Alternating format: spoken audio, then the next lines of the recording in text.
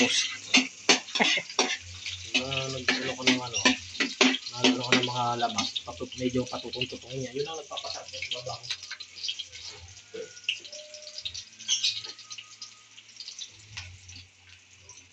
Sakto ba itong kanin natin? Inaubos ko na yung bigas kasi.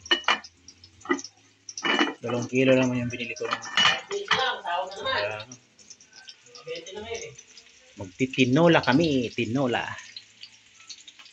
Tinolang manok. I want to see.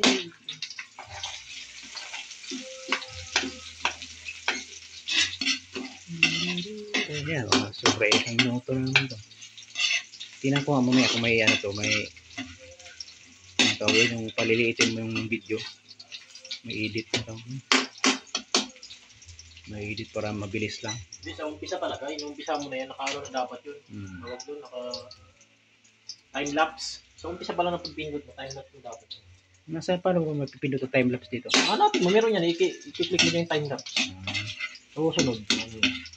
Kaya pala yung iba, magaganda kasi mga cellphone lang eh. Ako ngayon lang ko nagka-cellphone ng mga ayos-ayos, kaya hanapin ko ang time-lapse. Hindi ka mahaba yung video. Kasi para hindi i-scroll ng mga manonood. Kasi pag mahaba, i-scroll na yun. Natatagalan kasi sila. Dahon ng sili pala, no? Wala tayo. Hindi na may malunggay. Bagay. Malunggay. Yung pag wala lang malunggay. Sayote. Sayote at malunggay. Wala rin. 2 minutes na. Sobrang haba na nito. 2 minutes na. 2 minutes. 2 minutes. 2 minutes. 2 minutes. 2 minutes. Sige lang. May ano ko lang muna. I-edit ko lang. Pwede rin naman kahit hindi i-edit. Kasi sa YouTube, mas mahaba nga dapat sa YouTube. Sa YouTube po ito yun na i-upload. Wala naman yatang pili-pili sa YouTube eh. Kahit anong i-ano, basta video, di ba? Itong meta lang naman ang kailangan. Ano? Kung luto-luto, kung kanta-kanta. Sa YouTube wala naman. Kahit anong na-upload ko, may maraming nanonood naman.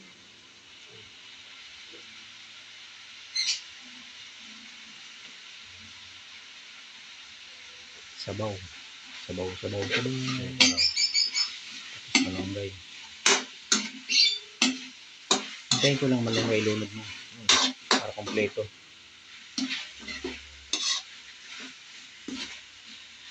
Bali na 3 minutes, 5 minutes. Okay nga yun. Kasi mga 1 minute lang lagi naman sa YouTube. Maba mo. Merci.